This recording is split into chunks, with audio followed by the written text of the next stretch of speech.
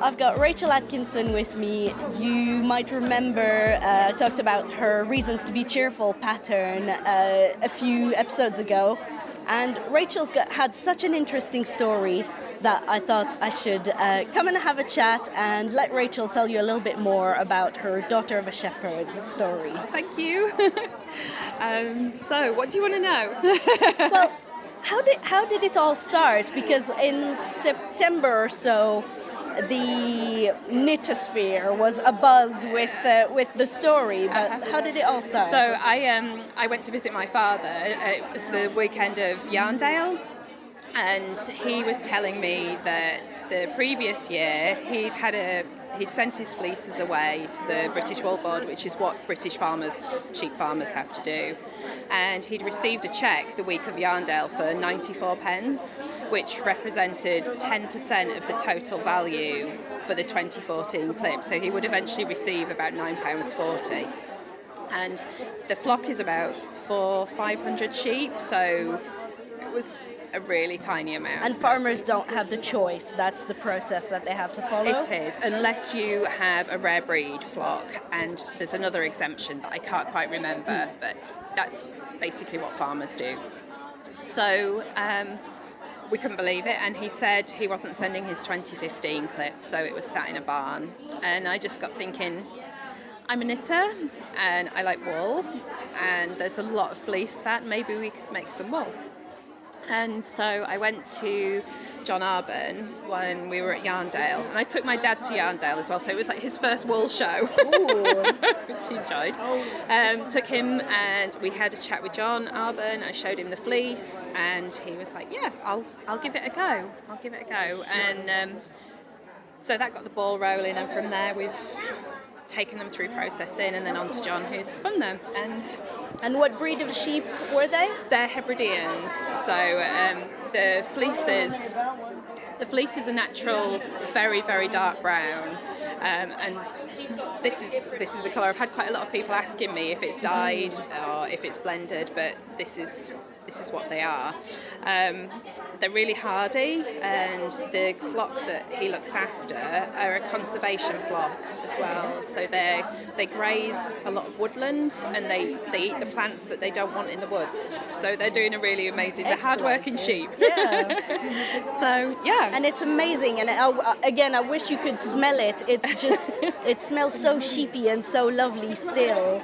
And it looks like it's been going quite well. I mean, I've seen lots of people with the Daughter of a Shepherd bags. Oh, that's good to hear. We haven't really had a chance to get away from the stand. So, I've had a really amazing response. It's been lovely to see everybody who's been supporting it along the way and say thank you. That's been fantastic.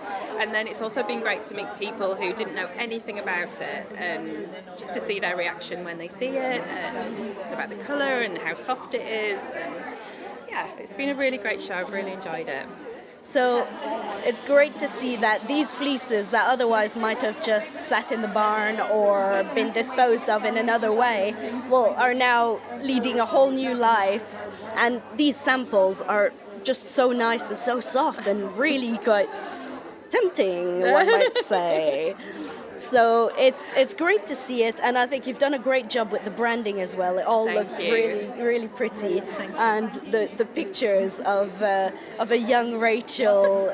So are they all you, or the little blondie one in the middle? The blonde in the middle is my sister. So this is, and the pictures of our pet sheep, Susie.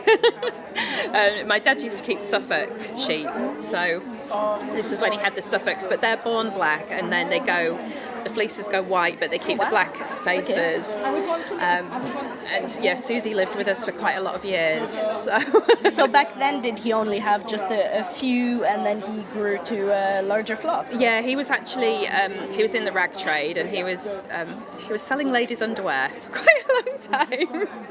And he as a hobby, he got a border collie to train, and because he had the border collie, he needed some sheep, and that's how he got into the sheep. So yeah, wow. And he left behind the rag trade probably about 20 years ago to be a shepherd full time.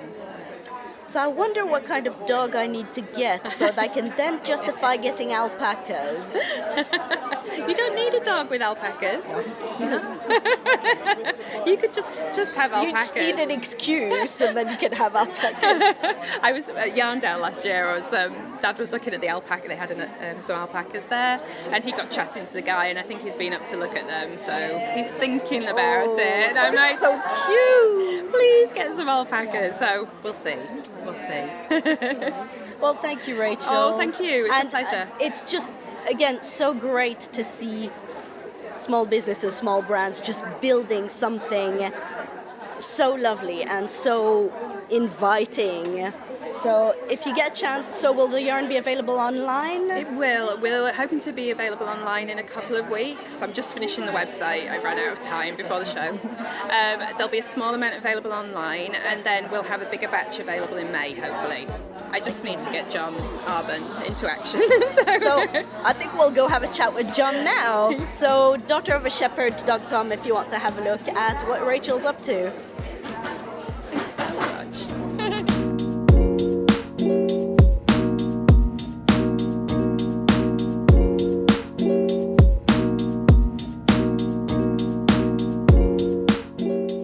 Well, we've got a small specialist worsted processing mill, and so we're able to take small lots from after it's been scoured. So you remove all the dirt and the grease, well, not all the grease, you leave a bit of lanolin in there, and then we're able to card it, which opens the fibre, turn it into a sliver, and then we re-gill that, and then we comb it to remove all the short fibres and all the vegetable matter.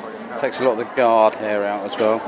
And then we re-gill it again, level it off, and able to spin it on a series of old machinery ranging from, I don't know, 1900 to 1980, I suppose. And it's all machinery that I bought in bits and bats from different parts of the north of England mainly, and rescue. John's machines also all have their own names, don't they? They do. They've all got silly names. Yeah. They're named generally after somebody who's had something to do with the machine in one way or another. Either someone who's we bought it from, or somebody who had an involvement with it, or just because we can.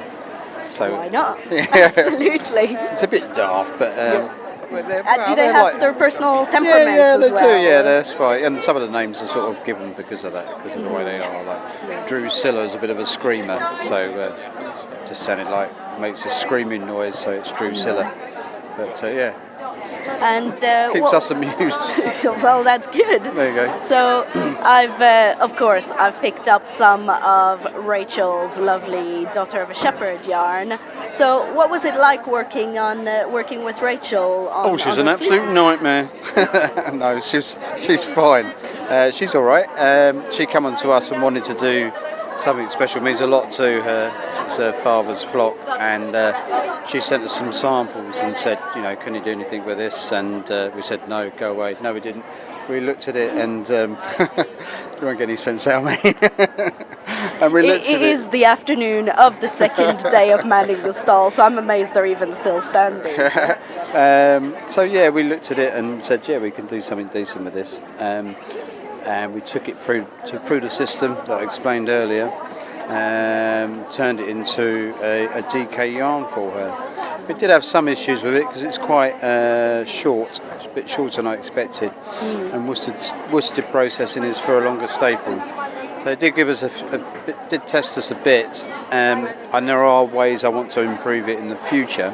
I'm not saying it's not good now, but I mean I can enhance it. It's better. Yeah, right, just to make it work better. So that's the first of hopefully. Yeah, more now future batches. yeah, she needs some more spinning when we get back from this show. So we've got a load queued up, ready to go.